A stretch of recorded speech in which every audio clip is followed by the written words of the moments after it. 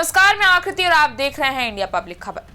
पश्चिम बंगाल विधानसभा चुनाव में हार के बाद तृणमूल कांग्रेस के नेताओं की मुसीबतें बढ़ रही हैं। टीएमसी सांसद अभिषेक बैनर्जी पर तो दोहरी मार पड़ रही है। एक तरफ पार्टी नेताओं में उनके रवैये को लेकर भारी असंतोष है, तो वहीं दूसरी तरफ वो पुलिस और जांच एजेंसियों के भी रडार पर हैं इस वक्त।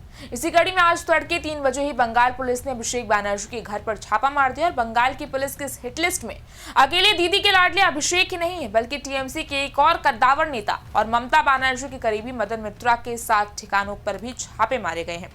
अभिषेक के एग्जीक्यूटिव असिस्टेंट सुमित रॉय को ढूंढने के लिए उनके घर की तलाशी ली गई। हालांकि इस कार्रवाई को लेकर अब टीएमसी तिलमिला उठी है। दीदी के बचे कुछ नेता पुलिस और केंद्र सरकार पर आरोप लगा रहे हैं, अपनी बेबसी का रोना रो रहे हैं, पर वो कहते हैं ना कि तब पछताए का हो जब चिड़िया चुग गई खेत। और कुछ यही हाल इस वक्त ममता दीदी की टीएमसी का भी है। खैर, अब ममता दीदी तो ममता दीदी है। आपको वह आईपैक वाला ग्रीन फाइल कांड तो याद ही होगा, जब ममता बनर्जी खुद जाकर कार्रवाई के बीच से सारे दस्तावेज उठा लाई थी। और इस बार भी कुछ ऐसा ही हुआ। अभिषेक बैनर्जी के आवास पर छापे की सूचना मिलते ही दीदी तो ऐसा बौखलाई कि नाव देखा न ताव, सीधे भतीजे के घर जा पहुंची। खैर, आपको बताते हैं कि आखिर हुआ क्या। यहाँ आप क्रोनोलॉजी समझने की कोशिश कीजिए कि किस तरीके से टीएमसी के अंत की पटकथा लिखी जा रही है। सबसे पहले तो पुलिस की टीम ने घर के मेन दरवाजे पर बार बार दस्तक दी। कोई जवाब न मिलने पर भी ये टीम घर के बाहर ही इंतजार करती रही, लेकिन आखिर कितना ही इंतजार करती। इसलिए आखिरकार 2 घंटे से ज्यादा इंतजार करने के बाद उन्होंने राज्य के आपदा प्रबंधन विभाग के कर्मचारियों की मदद से मेन दरवाजे का ताला तोड़ा और घर के अंदर घुस गए। बताया जा रहा है कि सालबोनी पुलिस स्टेशन में दर्ज एक मामले के सिलसिले में रॉय का पता लगाने के लिए छापेमारी और तलाशी अभियान चलाए गए थे। हालांकि रॉय अभी फरार चल रहे हैं और पुलिस ने मामले की जानकारी नहीं दी है। सूत्रों की माने तो सुबह सुबह ये छापेमारी इस आशंका के चलते की गई थी कि रॉय अभिषेक बैनर्जी के घर पर छिपे हो सकते हैं।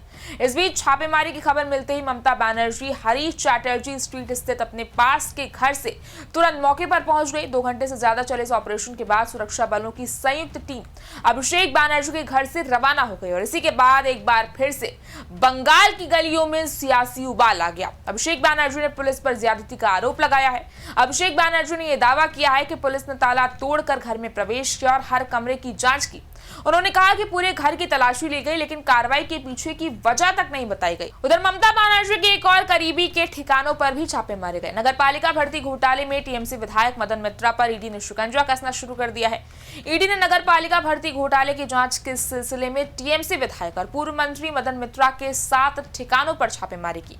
जांच में अब तक सामने आया है कि मदन मित्रा ने कथित तौर पर अलग अलग नगरपालिकाओं, खासकर कमरहाटी नगरपालिका में अयोग्य उम्मीदवारों की नियुक्ति कराने के बदले बिचौलियों के जरिए नगद और सोने के तौर पर रिश्वत ली थी।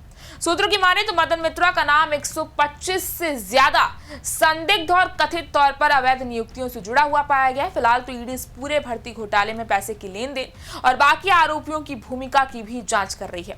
बहरहाल ये कार्रवाई ऐसे समय में सामने आई है जब हाल ही में पश्चिम बंगाल सीआईडी ने विधानसभा से जुड़े कथित फर्जी हस्ताक्षर मामले में अभिषेक बैनर्जी से पूछताछ की थी।